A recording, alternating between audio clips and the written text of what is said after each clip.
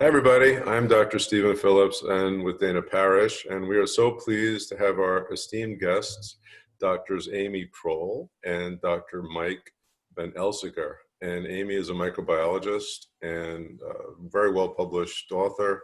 Mike is a neuroscientist at Harvard, and we're going to talk about the chronicity of Lyme and COVID and their research project with their organization PolyBio. So, Dana, the first question. Hi, Amy and Mike. Thank you so much for being here. So good to have you. Very interested in your thoughts. You are two such highly esteemed experts in chronicity of pathogens and pathogens persisting, viruses and bacteria and parasites. What do you think about COVID? Is it chronic? A lot of people keep asking us this, and we'd love your insights. So I think that, and first of all, I would say, so I'm a microbiologist and Mike's a neuroscientist, and Mike, my thing that I've studied and written about for the last almost over a decade is the potential for persistent pathogens to contribute to chronic disease processes, Yes. Many different chronic disease processes. Yeah. Mike is a neuroscientist that I looped into my network who, that's not per se his background, but he's open-minded, right?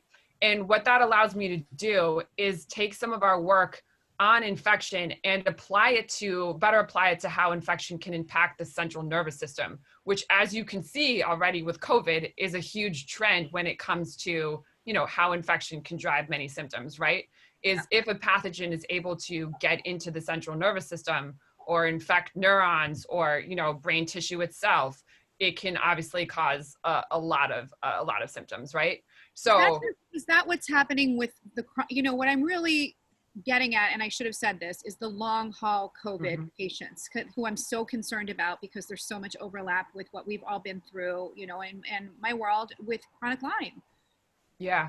So I think that there's probably, the way I look at long COVID, I think we need to be open-minded to many different things happening to different patients with long COVID right now. I think that jumping to any one thing too quickly is unlikely to be helpful. And also, I suspect that different patients are having somewhat different outcomes with long COVID.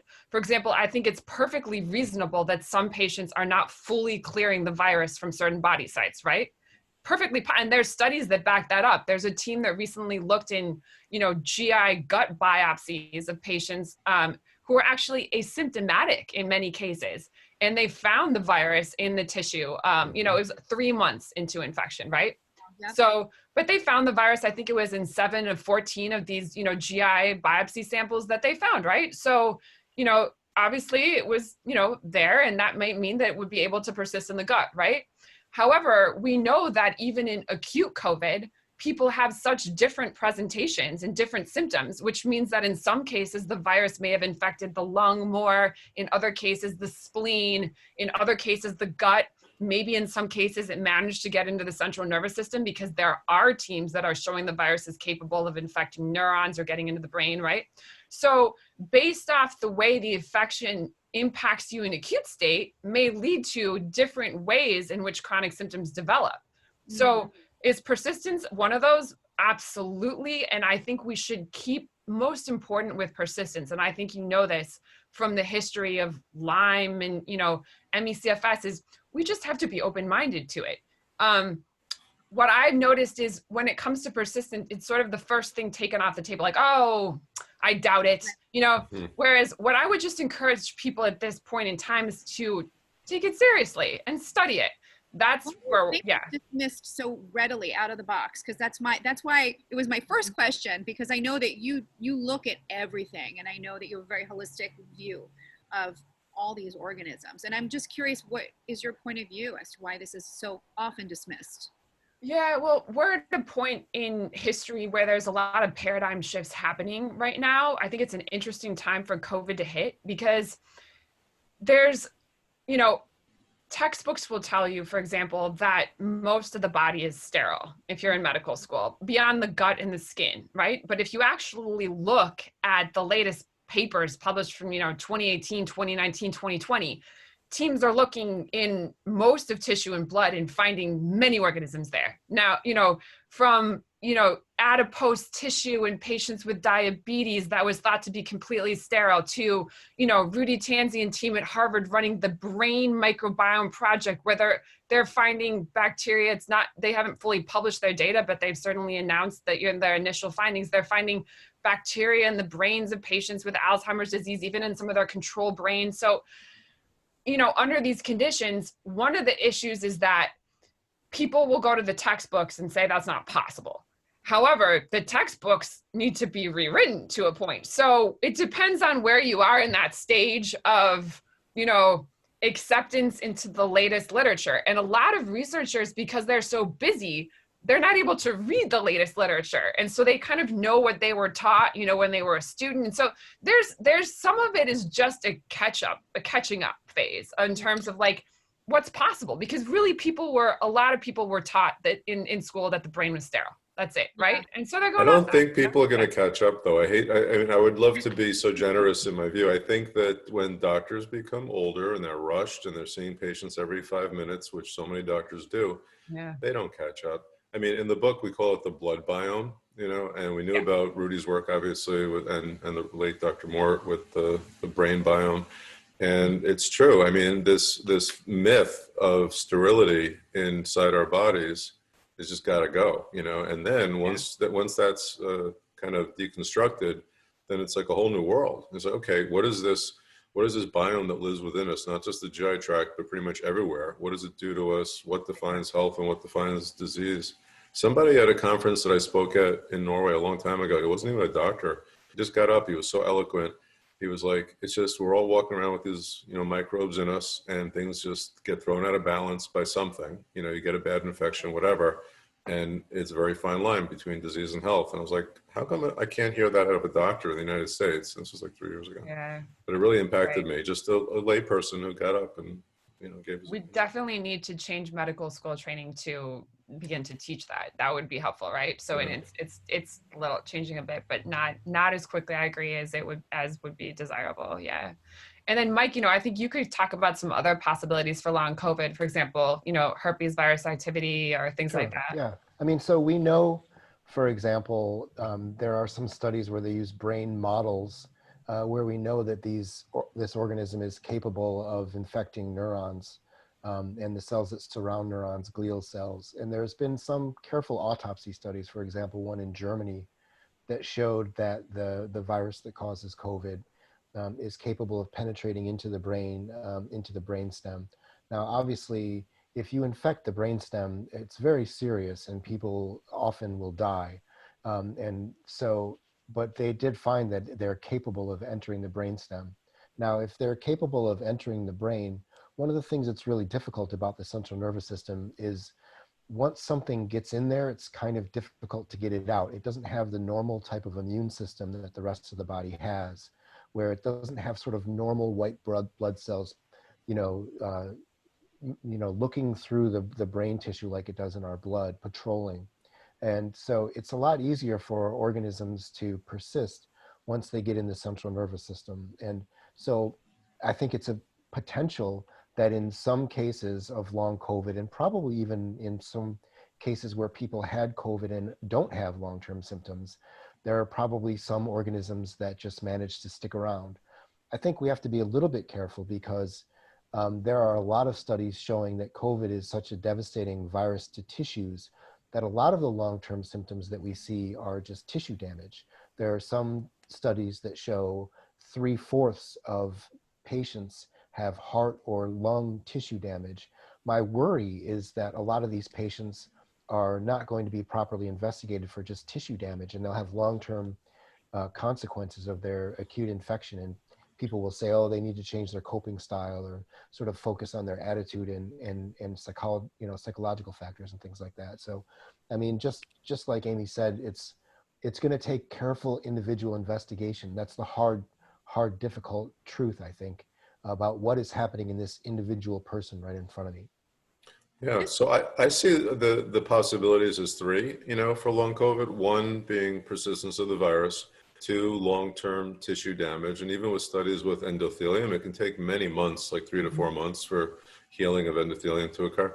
But also then number 3, if you set off the immunologic apple cart, what other asymptomatic infections did that person happen to have in their body that now have crossed the line into symptomatic illness, whereas before they were just sleeping? Oh, yeah, there's studies, for example, where the acute COVID illness reactivated herpes virus and caused sort of an outbreak of herpes. You know, we all have, most of us, 90% plus, have more than one strain in our bodies.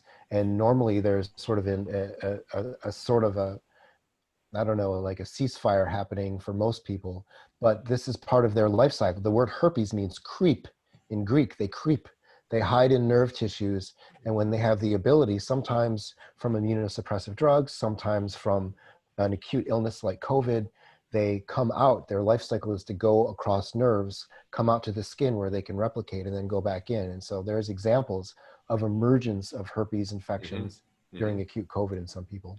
And even before COVID came around, I can't tell you how many people came to me with an initial, Lyme presentation or Bartonella presentation where their history wasn't the typical tick bite or rash or anything else, but rather, sorry, my cell phone's going off, but rather a bad viral illness, and then they had chronic disease after that. And, and they still responded to antibiotic therapy. I saw a case that interested me where a COVID-19 patient, and this is of course tragic, COVID seemed to allow parvovirus 19, I think it was parvovirus 19, which was in her cardiac tissue, to reactivate and then cause a heart problem, right?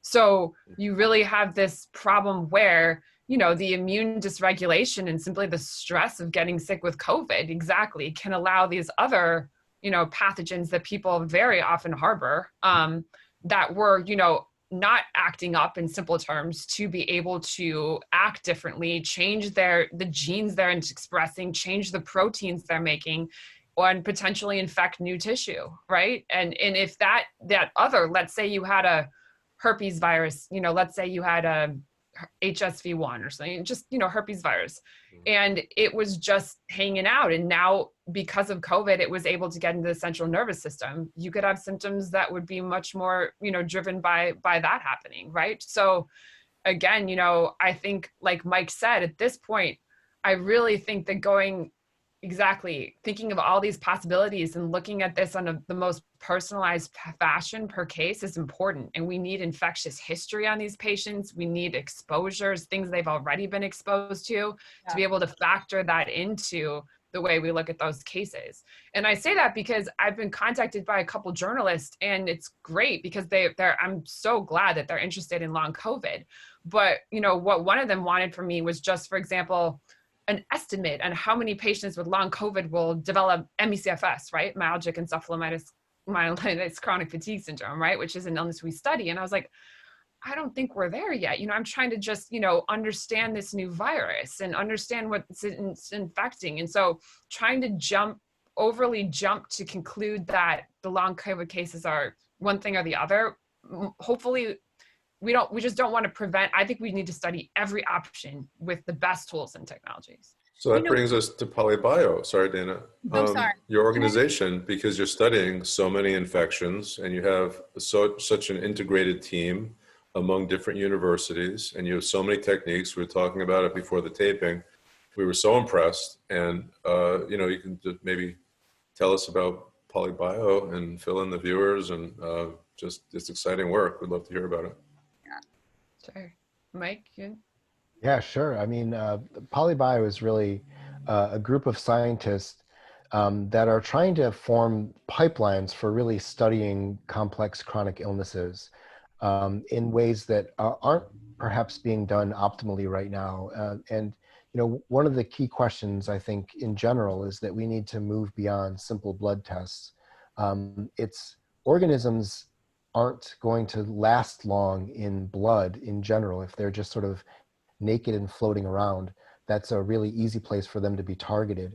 And unfortunately, that makes researching difficult because it's much easier to take blood than it is to get to tissues. So one of the things that we're trying to do is to find a way to collect tissues when appropriate and to study them with the best tools to try and understand the level to which infections and organisms penetrating into tissues may be involved in the symptoms of complex chronic illnesses. Right. And that's just one of the components. You know, we have 5 main projects and they all interrelate, and not all of them are directly tied to infection, but all of them certainly have components that we hope can better help us study infection related trends. So even Mike does neuroimaging, right? And so you'd say, well, how does neuroimaging help you understand infection, right? And like, what is the connection there? And what's in, for example, the key to a lot of our projects is that they're very hypothesis driven. In other words, we've read the literature, we've talked to a ton of people, and we're coming at these problems with very specific knowledge on what we want to study and what we think is missing in the study of something. So one of the trends that's on our radar is that and Mike can explain this, perivascular spaces are areas that in simple terms represent the blood-brain barrier, and Mike can explain that more. And the pathologist that is working that on several of our projects, he did an autopsy study of the autism brain, where I think it's the best autopsy study ever done. And he looked at 14 autism brains, and among, first of all, blew open a bunch of, findings in the brain that no one had even seen before, right? And this, again, we have this trend of a behavioral disorder actually having a lot of biological abnormalities when you study the trends correctly and really carefully, right? So one of the things that caught my attention in this paper was that Matt found that a lot of the autism brains had enlarged perivascular spaces, and those spaces were surrounded by astrocytes, which are immune cells. Those astrocytes were blebbing out a material that is still unknown. It's in the paper, they're called blebbing astrocytes. And then those were in turn surrounded by what are called cytotoxic T cells, CD8 T cells, which, to be fair, could be an autoimmune thing, but also respond to viruses. So we were like, hold on, the perivascular spaces can represent a real area of interest where organisms may get into the brain. Astrocytes are immune cells that are, for example, Borrelia almost preferentially infects. And, you have the ability to characterize the immune cells and what they're doing around these spaces. We should look at that. And what was really cool was that in Mike's imaging work, he started looking at the patients with ME/CFS through these incredibly, high resolution MRIs. And he's starting to see that ME/CFS patients also have enlarged perivascular spaces. So what we can do is we can take a trend like, could perivascular spaces be an area to look at for persistent pathogens? And Mike can establish that that's happening in the brain via imaging. I can then get samples, send them to a pathologist, have the pathologist analyze that. We can use multiple methods to sort of, collectively study these kinds of hypotheses, right? Wow, that's incredible. So are you saying, just to summarize this for people that are new to the subject, that certain viruses or bacteria or other pathogens could be causing autism? I think that it suggests that there could be activity of organisms there. Is that the full cause of autism? I don't know, because something, with autism, I'm always interested in development in the womb. And I'm interested, one of the things that's interested me is organisms that can persist in the placenta. So Lyme, we know Lyme is one of them. Exactly. Now, if we were better able to, if we continue to study the ability of Lyme exactly to potentially exactly be passed from mother to child, we understand this trend where I think in autism, one of the things we have to think about is how infectious agents in the womb may interfere with development. Now, that being said, in any illness, when you start understanding how pathogens function, they tend to support each other. And once the body is dysregulated in one way, just like we're talking about with COVID. If COVID comes in and, dysregulates the immune response and, then other organisms can take advantage of that. That same trend could happen in autism as well. So it's possible that what's happening in these brains is secondary to an initial insult in the womb. However, it's still key information. And what's really cool is there's new technology where you can take those T cells that were there and you can sequence the bottom of the T cell, and you can figure out, based with a lot of computers, to what it might be responding to. So you can take the sequence of a viral protein and see if the bottom of the T cell matches that. And that's the next step that the lab is going to take. And so the question is, let's see, right? And that's another technology that we're just dying to put into Lyme, right? Well, there is a company that we know that uses a technology similar to that to find out what lymphocytes have been exposed to. So it's huge. And I want to let Mike talk, but I just get too excited.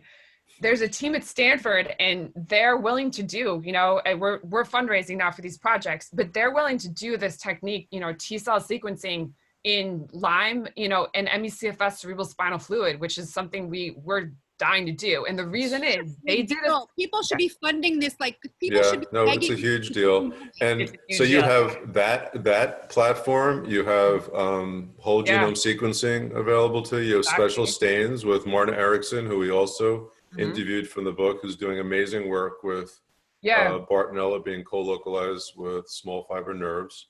That's even another thing. And just to go back quickly though to the Alzheimer's team, the team that can do the TCR-seq that's on our projects, they did this study where they did that in Alzheimer's cerebral spinal fluid, and they were able to figure out that some of the T cells in the Alzheimer's cerebral spinal fluid were responding to Epstein-Barr virus, right? So you're like, okay, good, and it's just that virus, until that study was done, hadn't even been, tied to Alzheimer's. So who knows, right? So the power of these new tools to be able to just, instead of having to wonder what the T cell is responding to tell you what it's responding to is huge, right? So it's for neuro Lyme. I can't tell you how much I want to get cerebral spinal fluid. And, if we could, get T cells that might be in the cerebral spinal fluid, and if any of them were responding to Borrelia, Bartonella, anything, that's a very compelling study that the organisms would be in the central nervous system. Wow. So yeah. Okay. That's amazing. Yeah. Anyway, yeah. So any donors that are watching this, give money to PolyBio. I would. I'm good for $25. I'm in right now. Perfect. Thanks, Dana. When the music business comes back alive, you'll get, 10% of my royalties. But for now, you can get a pipe. We're making keychains where we have like little stuffed antibodies. We have a little stuffed Borrelia. So whatever, I have one on my desk. For, Maybe you guys made that. I get the nicest gifts. I get stuffed Borrelia, stuffed ticks. Really? I have all these plush, disgusting toys on my desk that people give me. You can join your collection, Steve. Yeah. We're really trying to get top research groups involved in some of these, I hate to use the word controversial because they ought not be controversial, but some of these somewhat controversial diseases and diagnoses where we can get really top, open-minded, really sharp, very technology-driven groups involved in some of these illnesses. I mean, that's part of what Amy and I do is we just know a lot of scientists, and you can talk to them on a human level and tell them about these symptoms. Someone had Lyme, they took antibiotics, they still have symptoms. We don't really understand why. They see that there's an injustice. They see that these patients are suffering. It's the same thing with the chronic fatigue syndrome diagnosis or the ME diagnosis. And, these are sort of good scientists, colleagues and friends that have really good techniques and insights that are using it often on, again, I hate to use the term, but less controversial diseases like Alzheimer's, Parkinson's, things like that. And they just need some support to work on the other diagnosis because they have the setup all there. So if we can basically say, hey, here's this amazing group that's doing really cool work in Alzheimer's, which is very well funded. They can buy amazing technologies and machines and techniques. And, if we get you some cerebral spinal fluid from, post-treatment Lyme, from myalgic encephalomyelitis, would you do the same thing on these samples? And, they say, sure. So that's basically what we're trying to do. Recruit these That's really part good of our model is we're trying to save donors money where someone else paid for the whole expensive lab setup. And what we're trying to do is just get a postdoc in that lab that can, like I said, for example, if you have a technology and you can figure out what T cells are doing in the cerebrospinal fluid when it comes to pathogens, then let's just get you Lyme cerebrospinal fluid, right? Or, you know, chronic fatigue, and we'll move it straight into the existing setup that's already been vetted, you know, and is ready to go. So that's part of what we do, is identify those opportunities and then make them happen. I think Mike made a very good and important point before about blood, taking blood. So a lot of the problem, I just hung up with a scientist before this call that Steve and I know from a big biotech company, and they're developing a new test, because we don't have a good Lyme blood test really at all. And part of the reason why so many Lyme patients are suffering, Lyme plus as we call them, is because nobody can prove what's going on with them, because these organisms hide in tissue and they do all kinds of crazy, sneaky things.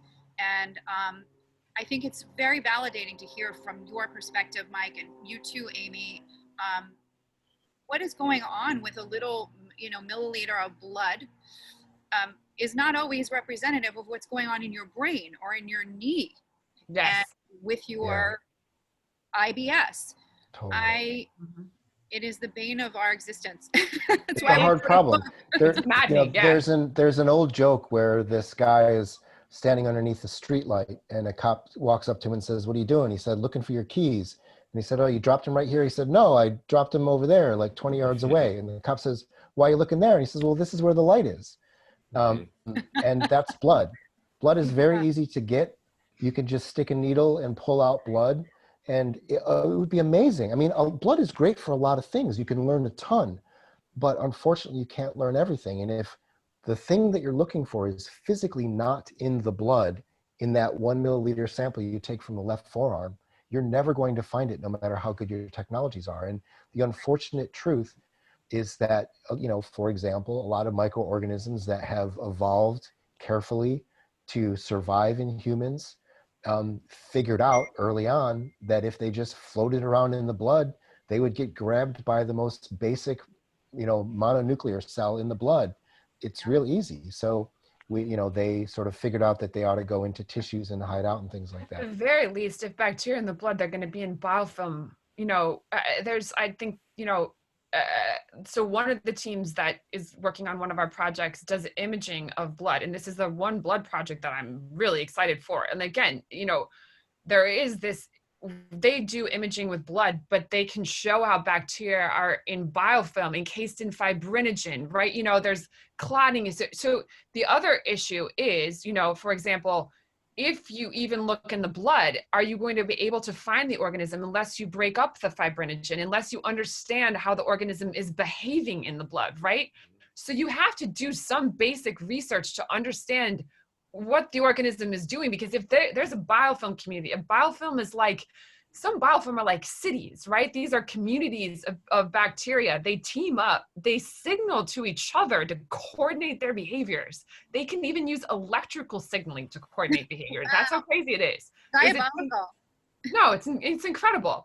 And, you know, the organisms on the outside usually are good at cell defense. They're kind of like, you know, protecting the community. The ones on the inside are helping metabolize products. They're feeding the ones on the outside. I mean, if the organism you're looking for is in the middle of that biofilm, you can do the best blood-based diagnostics, but the genetic material of that organism, which is what the test looks for, isn't going to find it. So we have to think intelligently then to say, like, we have to characterize biofilm, and then maybe we need drugs that break up biofilm. And then if we can do that, then we could use that testing, right? But the only thing I worry about, and I think some blood-based diagnostics for Lyme in the acute stages are probably, you know, it's good. Let's do it. You know, like if there's enough organism because you got infected recently, let's catch it. Let's know, let's treat you, you know, I mean, I think that's wonderful. And there's a chance that in the, you know, if the organism persists, that the blood-based diagnostics could work. But, you know, for example, if the organism clears from blood and gets into your tissue, what I worry about with some of the blood diagnostics is these teams will legitimately say, oh, now we developed an advanced test and it doesn't work either. We didn't find it either. And we don't want to shoot ourselves in the foot that way. We want to say, hold on, we have to also check in tissue. We have to check, be able to best infer what's happening in the central nervous system. And that's my favorite project almost that we're working on is, you know, a lot of doctors, including those that we work with, take small fiber neuropathy tissue biopsy samples from patients with Lyme and related diagnoses. So what they're doing is, peripheral like neuropathy and small fiber neuropathy is a diagnosis you get there is like what's called C fiber nerves. They're little nerves. And, if those nerves seem in Lyme, in fibromyalgia, even in Ehlers-Danlos patients, they decrease in number, and that can certainly contribute to symptoms. Doctors take these tissue samples that contain these nerves from patients, and what they do is they just count the fibers. If the fiber number is low, they give you a diagnosis, and then they throw them in the trash. And when I learned that, I was like, hold on, can you not throw them in the trash? Like, could we study them? Because that tissue, Borrelia, there's evidence it can infect nerves directly. And some teams are even studying that more. As that goes forward, there's a team at Harvard now, Isaac Chu, that's going to pursue studying if Borrelia can infect nerves. Yeah. If it can, and it might, then it might just be by the nerve, right? And we have these tissue samples that we are already collecting from living patients, right? So what we're doing with that project is we're putting the top pathologist at Harvard on it to characterize immune cell activity, mast cell activity, collagen issues, connective tissue stability. Then we're sending the same samples or similar samples to a team at Berkeley who's just going to pull out the genetic material and look for all organisms using next generation sequencing and computer tools. And then we have separate groups who are doing, Matt's going to do staining for organisms, and we're going to even get Marna Eriksson, who's like, old school but amazing pathologist that you guys know, to stain them with her methods for Borrelia, for Bartonella, and just look and see what's there, right? So the take-home message is that you're using multiple modalities. There's a tendency, and a real big tendency, unfortunately, for doctors to think that their technology that they're studying is the definitive arbiter of yes or no. And they're all unfortunately flawed in some way. There's no perfect technology for diagnosing these myriad infections. And to speak specifically about whole genome sequencing, we were talking just before we started recording that it's great and it's not great. It's really, really broad. You can pick up a lot of stuff, but there's really no evidence that it's better in any way than in the individual PCR at picking up any individual infection. And PCR misses these infections on a regular basis. So we just have to recognize the limitations and exactly like you're doing, looking at these from so many different angles. But that's the way to do it. Multiple methods on the same samples with different teams and the best teams who are using them correctly. Because to be honest, if there's, just for example, with next generation sequencing, the steps needed so that you finally get to the correct organism output are many. And this is one of the things I practically, I study what teams do right and wrong before I do a study, before I take on a project. And when you have a tissue sample, you have to extract the genetic material from that first, right? In order to then kind of assign it to different organisms. That's what the computers do, right? So if you screw that step up, and you don't use, it depends on the solutions you're using, the way you stabilize the sample. You have to be so careful at that stage in the game, or you don't even have all the genetic material, or it's not, it can degrade.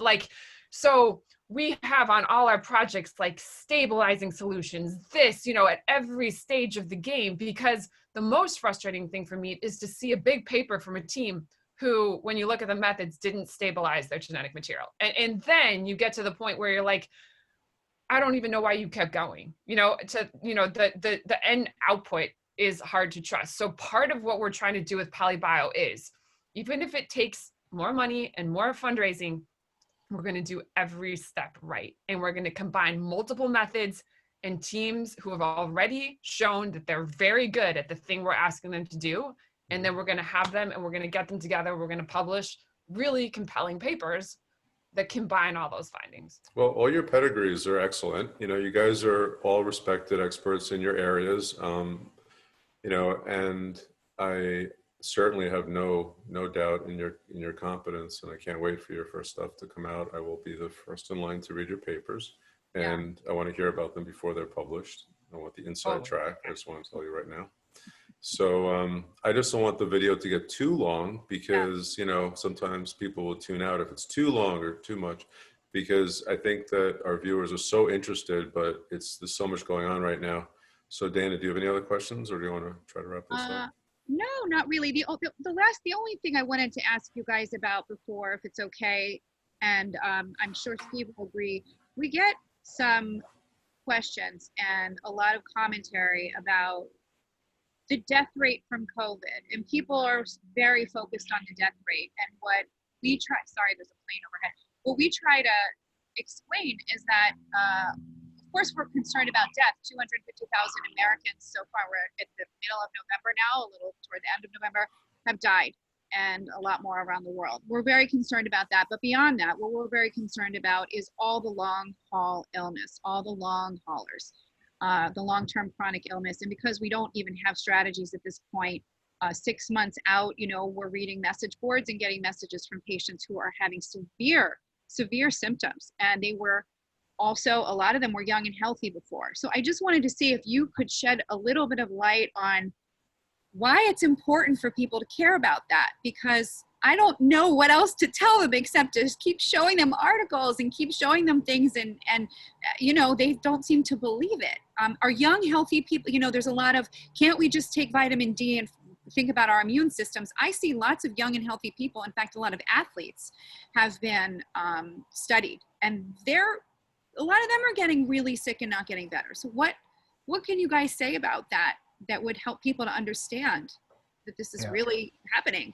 I mean, I completely agree that the focus has been on death, and it's somehow added to the callousness about the whole thing. Yes. Where you have people even saying, well, the average death age is 82. And so, they've lived a good life, and, there you go. And it's this idea, first of all, that if you're elderly or previously disabled, your life is less valuable, which is, crazy. But then above and beyond that, yes, I mean, there is a substantial minority of people that have varying degrees of long-term consequences from this kind of acute illness. And beyond that, beyond just these long haulers whose lives have been upended, I certainly, this hasn't been around that long. So I certainly hope that it doesn't turn into an egregiously long-term thing. But unfortunately, I think that might happen for a substantial minority. But beyond that, and I don't want to be alarmist, but we don't know what the long-term consequences are. So that beyond that, there's this idea, well, maybe we should let kids get sick. Well, I don't know that nothing's going to happen to them later in life. I hope that it doesn't. But this is the old idea of, like chickenpox back when they used to have chickenpox parties and deliberately get kids infected. And then, decades later, they've got a case of shingles, or even perhaps that may be part of what causes Alzheimer's, perhaps. And so, this is a new pathogen. We don't know what this virus is going to do long term. So I just think it's something that we ought to take seriously. And I don't think there's, I just think we ought to take it seriously and respect these microorganisms. We ought to respect them. Yeah. I could tell you from someone who's treated dozens of COVID patients that I only have one COVID long hauler. It's a patient who I did not have the opportunity to treat during her acute phase of the illness. And she had like a chronic pericarditis picture afterwards. And she did respond to ivermectin treatment. She said literally, quote unquote, it was a game changer. So in her, I suspected that the virus was still there, some distance out. But if the other potential cause of long COVID symptoms, meaning permanent damage from tissue damage, it does make sense that if you treat early and you have opportunity to forestall and prevent tissue damage, these people would be less likely to have long-term symptoms. And we interviewed Dr. Peter McCulloch, who has a lot of experience treating COVID. We interviewed him, I think, last week, and he's a great guy, and he's noticed the same thing. And he's treated many patients, and the patients that he treats early, by and large, don't develop long COVID symptoms. So yeah, whatever that's worth. I think it's a huge trend in terms of just, that's one thing. And just to go back to Dana, your question about taking long COVID seriously and the potential for this seriously. What I've been telling people is that, look, every well-studied bacterial and viral pathogen has been shown to lead to chronic symptoms that don't go away for life if the patient isn't treated in a certain subset of patients, from Zika to Ebola to, you know, you name it, to there's post-X syndrome for these pathogens. It is extremely unlikely that the same thing will not happen with COVID. And sometimes 10, 20% of patients develop chronic symptoms that are, it's a lifetime of illness, right? Now, to think that that will not happen with this virus is being in denial. Now you have to think then, you know, like in these cases, what we really do need exactly is an open-minded study of what's going on. For example, in Ebola, post-Ebola syndrome, there were studies where they looked in the sperm and breast milk of some of these survivors who had chronic symptoms a year or two after they were infected. And they assumed, and we were going back to the blood trend here, of course, Ebola couldn't be found in their blood, but it was in men's semen in some cases and in breast milk in others. What we have to do then, you know, that I think was one case where it exactly persisted in eye tissue. We just have to stay open-minded as to what's going on. We have to study all possibilities, different body fluids, different body sites. And that makes me think of an important question. So, you know, the people who are PCR positive repeatedly with COVID laid into it, and they don't seem to be contagious, if they're finding bits of Ebola in semen a year later, are there situations with these viral illnesses you're aware of where they actually are alive but non-cultivable, like a Burgdorferi and Bartonella that's so hard to culture once it's spread around in the body for a while? Is there something similar, like an analog with viral infections that you guys are aware of? It's hard to say. I think that, you know, it needs more research. Honestly, RNA, COVID's an RNA virus, right? Yeah. In RNA, if it's, you know, viruses aren't alive per se, but if it's, you know, inactivated RNA, the body will usually clear it rapidly under normal conditions, right? We have enzymes in all our cells that rapidly degrade RNA.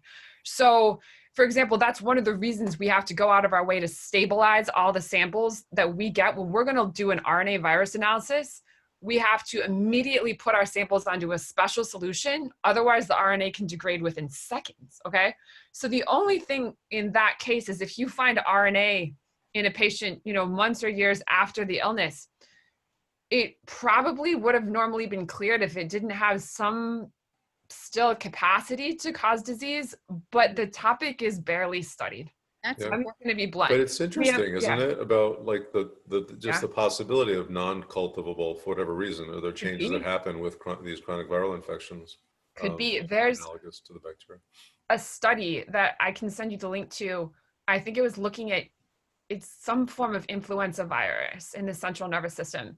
And the interesting part, though, was that they thought the RNA was inert, or in simple terms, and then later it seemed like it was able to almost change activity and drive symptoms again under different conditions. I'll try to look. So it may even be that we have, you know, changes in the state of that, you know, RNA that's viral or whatever, right? But what I can tell you is right now, we are going on too many assumptions when it comes to, you know, when I talk to people about RNA viruses, they go, RNA viruses don't persist or something like that. And I'm like, where's that coming from? Because if you read the literature, enteroviruses or these other viruses, there's hundreds upon hundreds of studies that have shown Nobody that they reads the literature. They just say these things. Yeah. So the thing is, right.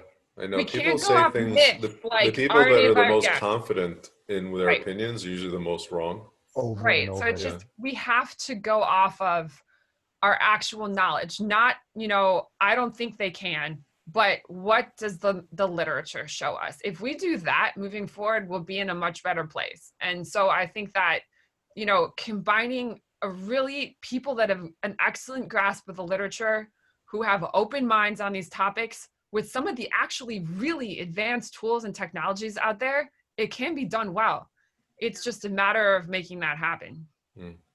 I so appreciate your commitment to science and to just all the integrity. I mean, the three of you, I always should say, I always include Steve because he has so much integrity as well. But you know, you don't have to include me. Listen, Amy and Mike are the stars of this show. We're so grateful for your presence, not just with us today, but just your presence in the scientific community. It's just really heartwarming to know that there are people who have their hearts and minds in the right places and are just doing this because they, you know, you want to know the truth. You're trying to get to the truth.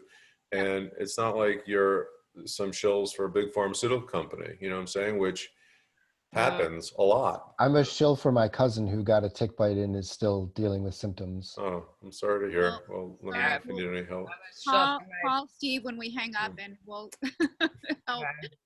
I'm But a we shill for my interviewed, best- Amy, yeah. we interviewed Amy for the book, and she blew our minds. And Mike was the first person to read our book and give us such a beautiful endorsement. And we Yes, were thank you. so grateful for you guys taking a leap of faith on us. And we're so proud to say that the book's coming out in a couple of months, and Sanjay Gupta endorsed it in George Church. And I know that Mike got them all taking this seriously, because we have your quote front and center. So thank you both for your incredible contributions to our book and to our lives. And The book that I have just happened to have displayed. What a coincidence. It's just I hadn't coincidentally noticed, Steve. in the I hadn't background. What is that? Oh, yeah. I don't know. What is this? I thought it was a comfortable looking I don't pillow. know. Looks familiar. I'm not really, I can't place it. So No, I'm so glad you guys wrote the book, and I'm honored to be in it. That's all. I will be ordering many copies from many people. thank you. so much. Thank you guys so much for everything. Steve, do you have anything else? No, just lots of gratitude and joy. And so thank you everyone for watching. I hope this was informative and a pleasurable experience for you. Until next time, I'm gonna stop the recording. Thanks, Tom. Bye. Okay, bye. Thanks.